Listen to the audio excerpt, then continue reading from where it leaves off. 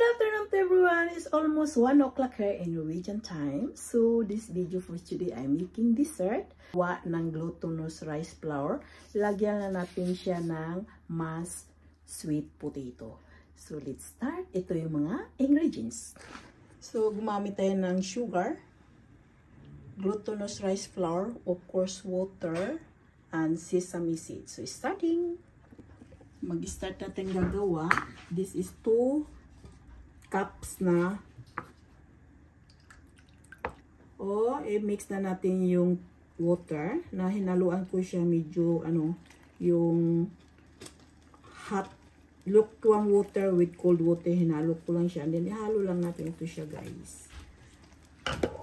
And then haluin natin ng mayroon tayong sugar, not much. And then haluan natin ng vanilla na sugar para medyo maano siya, guys, medyo yung taste niya. So ito na siya, guys, medyo maano siya. Anuhin lang natin ito. Gumamit ako ito parang hindi siya magdidikit.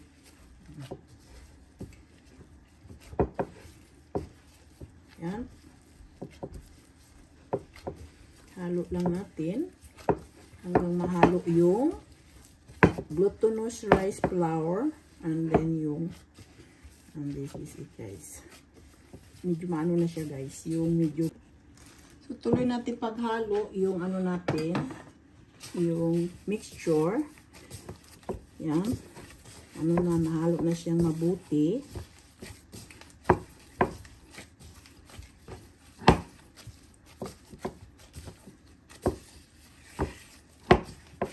Yan.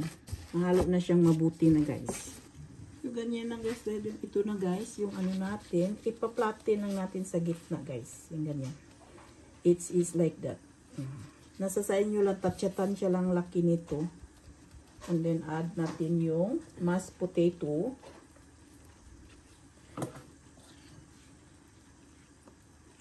Of course, mayroon tayong sesame seed. And then, i-wrap natin, guys. Ayan. Bilugin lang natin ng ganito. I-press natin yung ganyan. And then, wrap. This is it. And this is the other one. And then, i-ano natin yung sa dulo ng tubig. So, ito na siya, guys. And then, deep fry. And then, bilugin natin. Platin siya, guys. I-plat natin siya. And then lagyan natin siya ng mashed potato. Yan. And then i-roll lang natin to, guys. I-roll. I-press lang natin pag ganun siya. And then with lagyan natin siya ng sesame seeds. Nasa sa inyo na yan, guys. Discard lang. Then, i-press yung sa gilid. And then, sa gilid. Yan. And then, that is it. Diba? Hindi masayang yung wrapper natin. Mayroon tayong spring wrapper. And then, yung mashed potato. Sweet potato. So, ganyan lang, guys. And then, ipa-fry na natin ito. Fry na natin. Diba? And the other one also in low temperature. Baliktarin natin. Yan. Na siya little bit brown, not brown. And then there's the other one. Diba? So ganyan lang. Then tayo gagawa ng dessert. Gawa ko, guys. And that is it. Na-fry ko na siya. At least done na siya, guys. And then, natin dito. Yan. And then, continue natin i-fry. Dalawa-dalawahan lang, guys. Dahil dalawa lang magkasya. Tingnan natin kung tatlo magkasya. Ayan, tatlo. So, that is it. That is my glutinous spring roll with potato mass. That is it.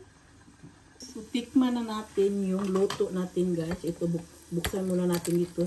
Napaka-crunchy, guys. Uy, narinig niyo, guys? Yan. Ito yung nasa loob natin. Diba? Yan. Ang gawin natin, lagyan natin ng, mayroon tayong chocolate sauce. Anuhin natin, guys. Yan. Simple. Oh, yummy, yummy. And then, mayroon tayong condensed milk. I-sprinkle din natin ganyan, guys. O, diba? Mayroon na tayong masarap na dessert. So, that is it. So, ito na siya, guys. And then, so, tikman na natin yung luto natin na spring roll. Glutinous rice with yan, sweet mashed potato. Na ano na, nilagyan ko na siya ng chocolate sauce with condensed milk. Sarap, guys. Yan na. Totoo, guys. Masarap. Crunchy.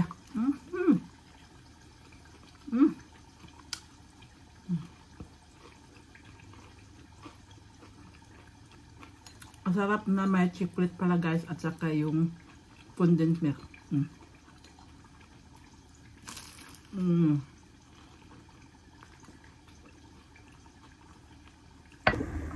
So that is it. It's so yummy. Yes! Chocolate sauce and then condensed milk.